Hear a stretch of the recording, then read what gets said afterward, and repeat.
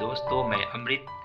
स्वागत है आप सबका इस वीडियो में, जहां आज हम अपने ग्रह यानी कि पृथ्वी के गति की चर्चा करेंगे, या यूं कहें तो आप मोशन ऑफ अर्थ को इस वीडियो में जानेंगे। इसलिए वीडियो के अंत तक आप हमारे साथ बने रहिए। दोस्तों, हमारी पृथ्वी यानी कि हमारा ग्रह सौर मंडल में दो प्रकार की गति से हमेशा गतिमान रहती है। वो दो गति है, फर्स्ट है रोटेशन यानी कि घूर्णन, और सेकेंड है रिवॉल्यूशन यानी कि परिक्रमण गति। आइए अब हम वीडियो के माध्यम से पृथ्वी की इन दो गतियों अर्थात रोटेशन एवं रिवॉल्यूशन को काफ़ी करीब से जानेंगे। पृथ्वी की गति में सबसे पहला है रोटेशन अर्थात घूर्णन। यानी कि रोटेशन या घूर्णन गति क्या है? जब पृथ्वी अपने अक्ष पर चारों ओर घूमती है तब पृथ्वी के इस गति को रोटेशन यानी कि घूर्णन गति कहा जाता है। जी हाँ दोस्तों, रोटेशन जो है वह पृथ्वी का अपने अक्ष पर चारों ओर घूमने को ही रोटेशन यानी कि घूर्णन कहा जाता है। आप वीडियो में पृथ्वी को अपने अक्ष पर घूर्णन गति करते हुए देख रहे होंगे। आइए अब हम पृथ्वी के घूर्णन गति के विषय में कुछ इम्पोर्टेंट फैक्ट्स की चर्चा कर रहे हैं। तो रोटेशन यानी कि घूर्णन संबंधित फैक्ट्स नंबर फर्स्ट है, पृथ्वी पश्चिम से पूर्व यानी कि वेस्ट टू ईस्ट डायरेक्शन में घूर्णन गति करती है। इसे वामवर्त दिशा या काउंटर क्लॉकवाइज दिशा या एंटी क्लॉकवाइज डायरेक्शन कहा जाता है। पृथ्वी के रोटेशन संबंधित फैक्ट्स नंबर सेकेंड है, पृथ्वी को अपने अक्ष पर एक पूर्ण चक्र यानी कि वन कंप्लीट रोटेशन पूरा करने में 23 घंटा 56 मिनट और 4 सेकेंड का समय लेता है। यानी कि लगभग 24 घंटे का समय पृथ्वी को एक कंप्लीट रोटेशन पूरा करने में लग जाता है, जिसे हम आम बोलचाल की भाषा में दिन और रात कहते हैं, या दूसरे शब्दों में कहा जाए तो दिन एवं रात का होना पृथ्वी के रोटेशन यानी कि घूर्णन गति का ही परिणाम है। आप इस वीडियो में पृथ्वी को घूर्णन गति करते हुए देख रहे होंगे। जब पृथ्वी अपने अक्ष पर घूर्णन गति कर रही होती है तब पृथ्वी का जो भाग सूर्य की तरफ होता है वहाँ दिन होता है, जबकि पृथ्वी का वह भाग जो सूर्य की तरफ नहीं होता वहाँ रात होता है। पृथ्वी ध्रुवों पर थोड़ी चपटी होती है और भूमध्य रेखा पर फैली होती है। इसे आप वीडियो में आसानी से देख सकते हैं। पृथ्वी के रोटेशन संबंधित फैक्ट्स नंबर 4 है, कोरियोलिस फोर्स का उत्पन्न होना।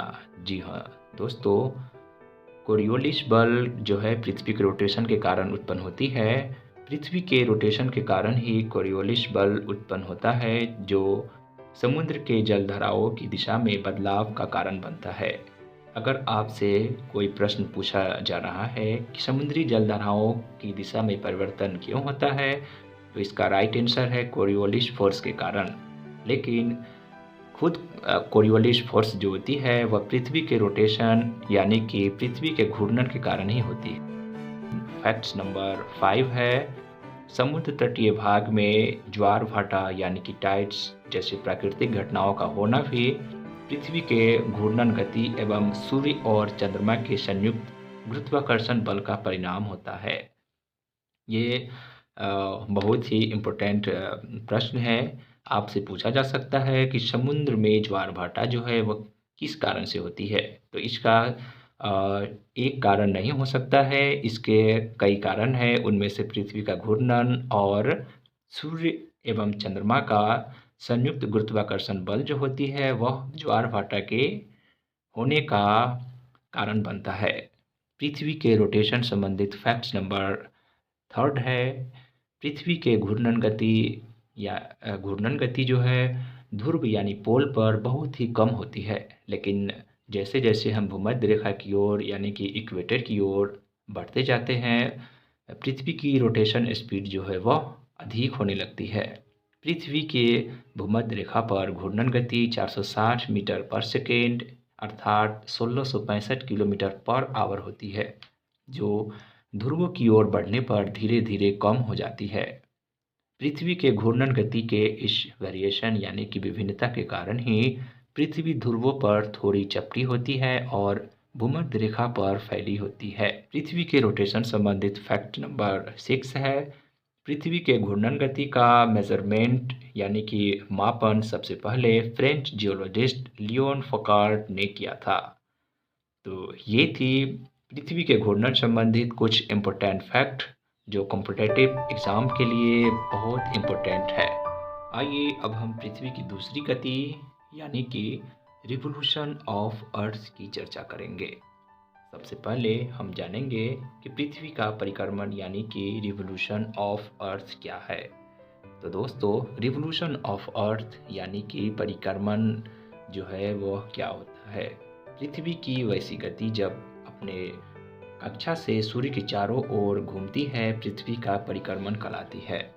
आप इस वीडियो में पृथ्वी के परिक्रमण यानी कि रिवोल्यूशन को देख सकते हैं, जहां पृथ्वी अपनी दीर्घवृत्तीय कक्षा यानी कि एलिप्टिकल ऑर्बिट से सूर्य के चारों ओर गति कर रही है।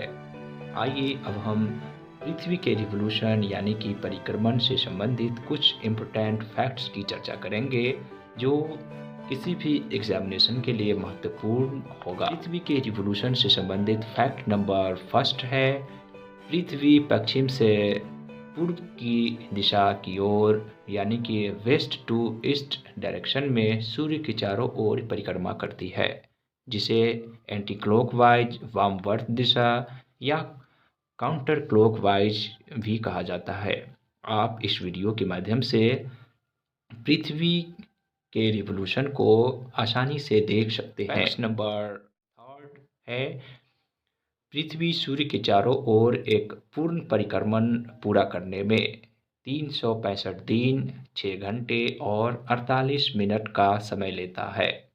यानी मोटे तौर पर ये कहा जा सकता है कि पृथ्वी सूर्य के चारों ओर परिक्रमण करने में 1 वर्ष का समय लेता है। इसलिए इसे पृथ्वी का एक वार्षिक गति भी कहा जाता है। मान लीजिए कि पृथ्वी अभी इस पॉइंट पर स्थित है, लेकिन इसे फिर से इसी पॉइंट पर आने में लगभग 1 वर्ष का समय लग जाएगा। पृथ्वी के परिक्रमण की गति लगभग 30 किलोमीटर पर सेकेंड है, यानी कि पृथ्वी 30 किलोमीटर पर सेकेंड की रफ्तार से सूर्य के चारों ओर परिक्रमण करती है। पृथ्वी के रिवोल्यूशन संबंधित फैक्ट्स नंबर 4 है, मौसम में परिवर्तन होना। पृथ्वी का सूर्य के चारों ओर परिक्रमण और पृथ्वी के अपने अक्ष पर 23.5 डिग्री यानी कि 23.5 डिग्री झुकाव होने के कारण ही हम पृथ्वी पर अलग अलग ऋतुएं यानी कि मौसम या यूँ कहें तो अलग अलग सीजन का अनुभव करते हैं। अगर आपसे प्रश्न पूछा जाए कि हम अलग अलग मौसम का अनुभव क्यों करते हैं, तो इसका कारण सिर्फ पृथ्वी का रिवोल्यूशन यानी कि परिक्रमण नहीं है, बल्कि पृथ्वी का अपने अक्ष पर 23 डिग्री एंड हाफ यानी कि 23.5 डिग्री झुकाव के कारण भी होता है। पृथ्वी के परिक्रमण यानी कि रिवोल्यूशन से संबंधित अगला फैक्ट्स है, उपसौर एवं अपसौर का होना, या यूँ कहें तो पेरिहेलियन और एफिहेलियन का होना। आइए अब हम उपसौर और अपसौर को वीडियो के माध्यम से समझने की कोशिश करेंगे। वीडियो में आप पृथ्वी को सूर्य के चारों ओर रिवोल्यूशन करते हुए देख रहे होंगे। रिवोल्यूशन के दौरान पृथ्वी 2 ऐसी स्थिति पर पहुंचती है जिसमें पहले स्थिति तब आती है जब पृथ्वी सूर्य के सबसे नज़दीक होती है। यानी कि पहली स्थिति में जब रिवोल्यूशन करते हुए पृथ्वी सूर्य के सबसे नज़दीक होती है, और दूसरी स्थिति तब बनती है जब पृथ्वी रिवोल्यूशन करते हुए सूर्य के सबसे अधिक दूरी पर होती है। इनमें पहली स्थिति अर्थात जब पृथ्वी सूर्य के सबसे नज़दीक हो तब उसे अपसौर यानी कि पेरिहेलियन कहा जाता है। पेरिहेलियन जो है वो वर्ष में एक बार 3 जनवरी को होती है। वहीं दूसरी स्थिति अर्थात जब पृथ्वी सूर्य के सबसे दूर हो उसे अपसौर यानी कि एपिहेलियन कहा जाता है। एपिहेलियन जो है वर्ष में एक बार 4 जुलाई को होती है। पृथ्वी के रिवोल्यूशन से संबंधित हमारा अगला और अंतिम फैक्ट है, पृथ्वी सूर्य के चारों ओर परिक्रमण करती है, जिसे सूर्य केंद्रीय सिद्धांत या हेलियोसेंट्रिक सिद्धांत कहा जाता है। इस सिद्धांत का प्रतिपादन सबसे पहले निकोलस कोपरनिकस ने किया था, जबकि ग्रहों के गति संबंधित नियमों की खोज जॉन्स केपलर ने किया था। तो ये थी पृथ्वी के गति संबंधित महत्वपूर्ण जानकारी। वीडियो आप सबको कैसा लगा हमें कमेंट करके ज़रूर बताइएगा। तब तक के लिए धन्यवाद।